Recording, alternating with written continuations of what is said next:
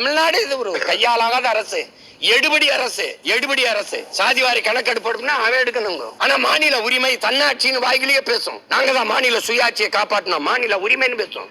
அப்ப வெறி வருமா வராதா? நீ எதுக்கு பேசுறாத? இவ்வளவு பெரிய வலிமையான காவல்துறை வச்சுக்கிட்டு சிபிஐ விசாரணை கேட்கிற?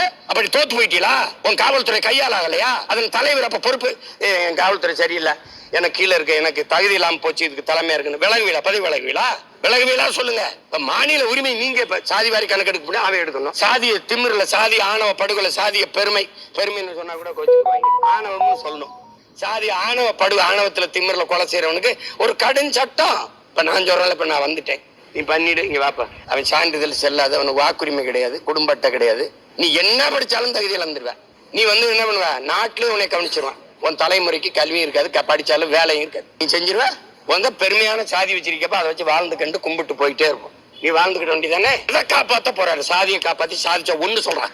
ஒண்ணு சொல்லிடுறேன், அவனாவது ஒருத்தன் ஒண்ணு சொல்லிடுறான், அந்த சாதியை காப்பாத்தி நான் சாதிச்சேன்ட்டு. கடைசியா சாதி கட்டவனால 2-3 சீட்டுக்கு மண்டிட்டு நக்குவேன். கேவலம் இங்க பட்டியல் இருந்து பட்டியல்ல இல்லாதவன் போய் நின்றுக்கிட்டு இருக்கா. பட்டியல் இருந்து வெளியேற்றுன்னு ஏதாவது வெறியாயிர போறேன். மக்கள் வணக்கம். சீமான் அவர்கள் சொல்வது உண்மைதான். சாதிவாரி கணக்கெடுப்பை மாநில அரசையும் நடத்தி கொள்ளலாம் என்று மத்திய அரசு சொல்லியிருக்கிறது. ஏற்கனவே பீகாரில் 2 வருடத்திற்கு முன்பே நடத்தி முடித்து விட்டார்கள்.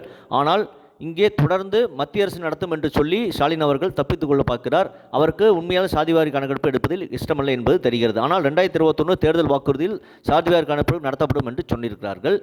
எதற்கெடுத்தாலும் மாநில சுயாட்சி, மத்தியில் கூட்டாட்சி என்பார்கள். ஆனால் 50 வருட காலமாக இதையே தான் பேசிக் கொண்டிருக்கிறார்கள். எல்லாமே மத்திய அரசு என்றால் மக்களால் தேர்ந்தெடுக்கப்பட்ட மாநில அரசு எதிர்க்கு. ஸ்டாலின் அவர்கள் பதவியை ராஜினாமா செய்துட்டு போயிடலாமே.